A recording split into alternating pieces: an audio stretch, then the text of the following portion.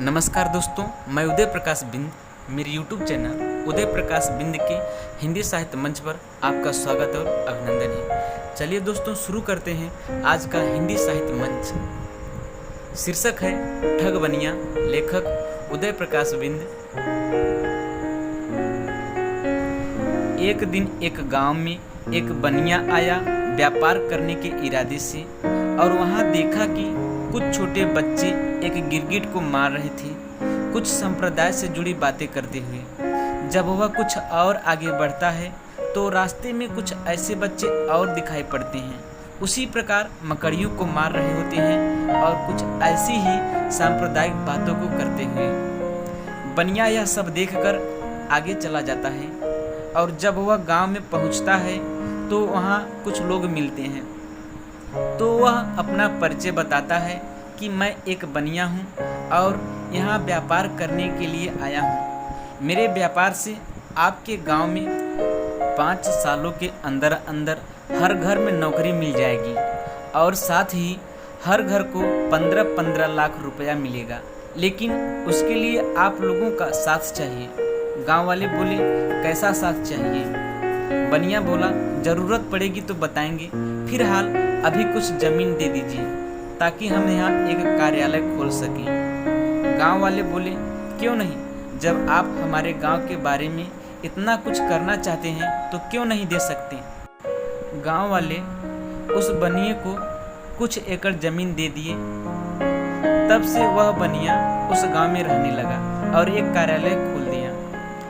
एक दिन सभी गांव वालों से उसने कहा कि आप सभी लोगों का मैं एक बैंक खाता खुलवाना चाहता हूं, जिसमें आप सबको 15-15 लाख रुपए मिलेगा और अन्य लाभ भी। गांव वाले तुरंत मान गए और खाता खुलवा लिए।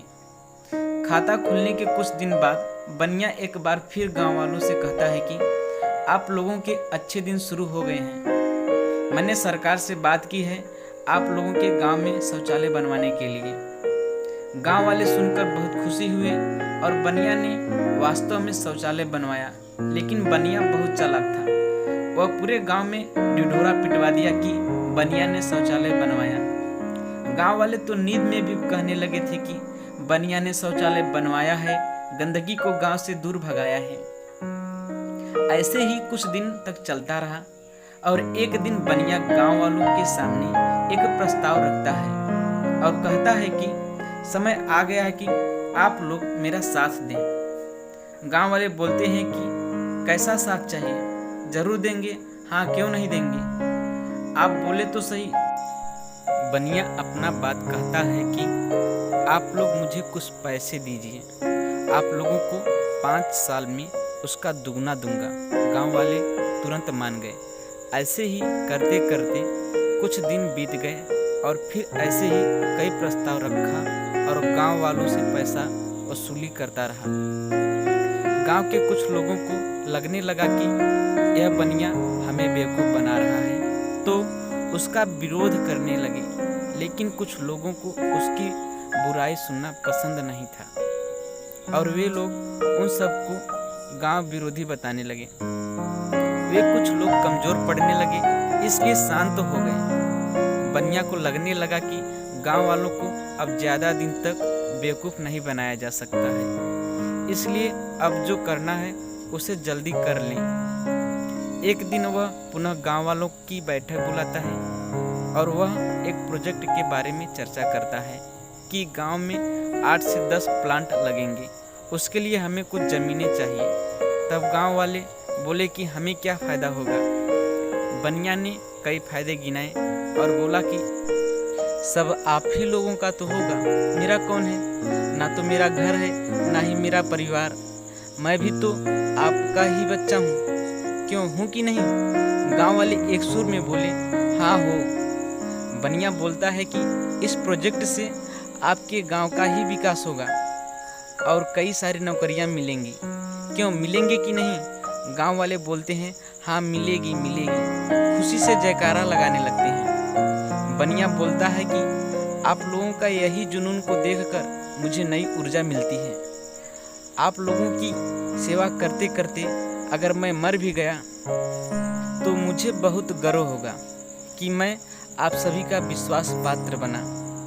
इतना सुनकर गांव वाले फूले नहीं समाये और गांव की आधे से ज़्यादा ज़मीनों को उसके नाम कर दिया। कुछ दिन बीता, गांव वाले बनिया से पूछते हैं कि बनिया भैया क्या हुआ, कुछ पता नहीं चला आपके उन प्लांटों का और प्रोजेक्टों का। तो बनिया बोलता है कि अभी प्रोजेक्टों पर काम चल रहा है, थोड़ा सब्र करें, बस आप लोगों से सिर्फ 50 दिन और चाहिए। ऐसे करते करते 50 दिन भी बीत जाता है और अब गांव वालों में बनिया पर शक होना शुरू हो जाता है और फिर गांव के कुछ लोग विरोध करना शुरू कर देते हैं। बनिया को वो रास्ते की मकड़ी और गिरगिट वाली बातें याद आ जाती हैं कि जब यहाँ के बच्चों में इतना सांप्रदायिकता भरा हुआ है तो गांव वालों में कितना भरा होगा। यही सही मौका है कि इन सब को उलझाने का, ताकि वे असल मुद्दे से भटक जाएं।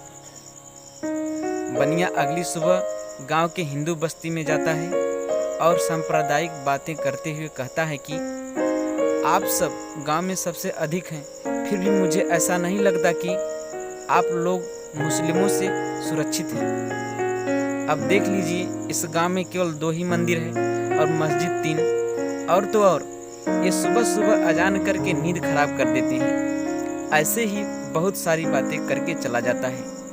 अब लोगों को लगने लगा कि बनिया जी ठीक कह रहे हैं, जबकि वास्तविकता यह थी कि उनमें से कई लोग उसी अजान को सुनकर सुबह समय से जाग जाते थे और अपने काम में लग जाते थे। बनिया की बात सुनकर लोगों के अंदर मकड़ी और गिरगिट की यादें ताज़ा हो गई। अब बनिया अगली सुबह मुस्लिमों के बस्ती में जाता है और वहाँ भी ऐसे ही सांप्रदायिक बातें करते हुए कहता है कि मुझे पता है कि आप लोग यहाँ असुरक्षित हैं, आप लोगों को यहाँ बहुत दबाव में रहना पड़ता है, आप लोगों के साथ भेदभाव होता है, आपके बस्ती में हिंदू मंदिर भी है, आखिर ये क्या है, एक प्रकार का दबाव ही तो है।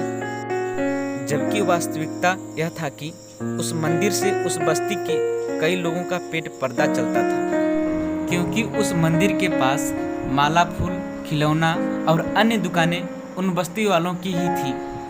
और तो और वे शंख बजने पर हाथ भी जोड़ लेते थे। लेकिन बनिया की बात से उनके मन में सांप्रदायिक भावनाएं निकलकर सामने आने लगी। परिणाम यह हुआ कि गांव वालों में सांप्रदायिक भेदभाव शुरू हो गया। कुछ दिन बीतने के बाद लोगों की सांप्रदायिक हिंसा की ओर बढ़ने की शुरुआती चरण शुरू हो गई थी। अब बनिया को लगने लगा कि अब सारी ज़मीनों को बेचने का सही समय आ गया है और वह सभी ज़मीनों को प्राइवेट कंपनियों को बेचना शुरू किया और गांव वाले अपने सांप्रदायिक दंगे में ही व्यस्त रहे। गांव की सभी ज़मीनों को प्राइवेट कंपनी खरीदकर वहां बाहर के कर्मचारी रख लेती थी और गांव वालों को तब एहसास हुआ कि यह हमारे साथ क्या हुआ, यह तो बहुत बड़ा धोखा हो गया। लेकिन वे और कर भी क्या सकते थे पछताने के सिवा, क्योंकि बनिया सभी ज़मीनें बेचकर भाग गया था। ये वही बात हुई, एक पुरानी कहावत है कि पछताए फिर क्या होता है जब चिड़िया चुग गई खेत। गांव वालों की आंखें खुल गई और उन्हें लगा कि ऐसे बनियों पर भरोसा नहीं करना चाहिए। गांव वालों ने सभी को भरोसा दिलाया कि अब हम लोग सांप्रदायिक हिंसा नहीं करेंगे, हम मिलजुल कर रहेंगे, हम सभी के धर्मों का सम्मान और आदर करेंगे, हम वास्तविकता पर विश्वास करेंगे, न कि मनगढ़ंत सपनों और कल्पनाओं पर। धन्यवाद। उदय प्रकाश बिंद, मिर्ज़ापुर, उत्तर प्रदेश। दोस्तों, अगर यह कहानी आप सभी को पसंद आया हो तो इसे प्लीज़ लाइक करें, शेयर करें और मेरे चैनल को सब्सक्राइब करें। Thank you.